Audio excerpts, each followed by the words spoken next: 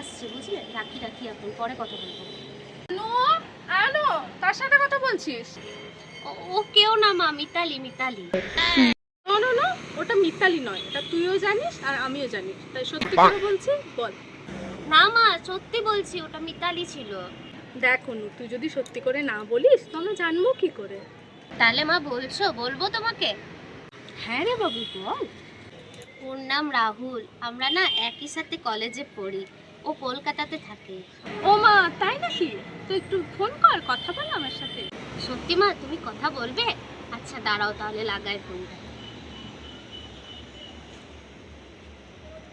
হ্যাঁ হ্যালো রাহুল। হ্যাঁ, আমাদের মা না সব জানতে পেরে গেছে। এই দেখো দেখো, তোমার সাথে কথা বলবে বলছে মা। হ্যাঁ বাবা, ভালো আছো?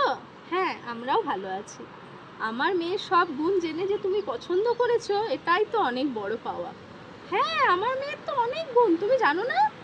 3 দিন পর পর স্নান করে, মাথায় হাত দেওয়া যায় না, পুরো মাথা ভর্তি উকুন। তারপর পেটের গ্যাস নাক দিয়ে সর্দি করে। হ্যালো হ্যালো, হ্যাঁ নো, দেখ তো ফোনটা কেটে দিল।